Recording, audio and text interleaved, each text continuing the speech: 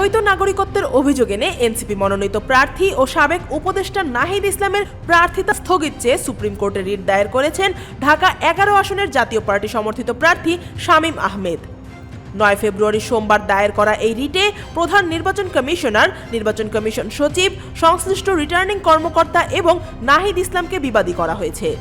Writ আবেদনে বলা হয়, নাহিদ ইসলাম 2025 সালের 20 এপ্রিল ক্যারিবীয় দ্বীপরাষ্ট্র ডোমিনিকার নাগরিকত্ব গ্রহণ করেন।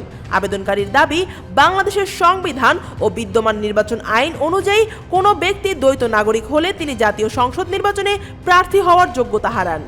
সে কারণে নাহিদ ইসলামের মনোনয়ন বাতিল ও তার প্রার্থিতা স্থগিতের নির্দেশ চাওয়া হয়েছে।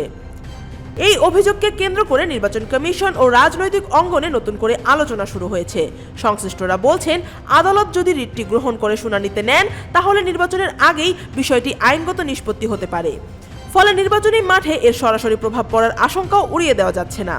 ঢাকা উত্তর সিটি কর্পোরেশনের গুলশান এলাকার 21, 22, 37, 38, 39, 40, 41 ও 42 নম্বর ওয়ার্ড এবং ঢাকা দক্ষিণ সিটি কর্পোরেশনের সবুজবাগ এলাকার 23 নম্বর ওয়ার্ড নিয়ে গঠিত ঢাকা 11 সংসদীয় আসন। এই আসনে মোট ভোটার সংখ্যা 4,39,078 জন।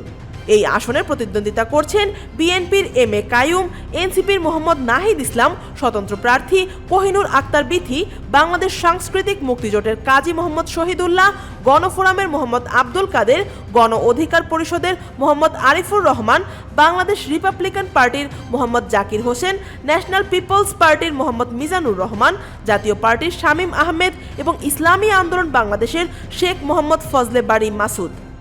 ঢাকা 11 আসনের ভোটারদের পাশাপাশি দ্বৈত নাগরিকত্বের অভিযোগে দায়ের করা এই রিটের শুনানি ও আদালতের আদেশের দিকে এখন তাকিয়ে রয়েছে রাজনৈতিক মহলও। আদালতের সিদ্ধান্ত নির্ধারণ করবে এনসিপি প্রার্থী নাহিদের নির্বাচনী ভবিষ্যৎ এবং এই আসনের প্রতিদ্বন্দ্বিতার সমীকরণ। আফিয়া আক্তার, ঢাকা ওয়াচ।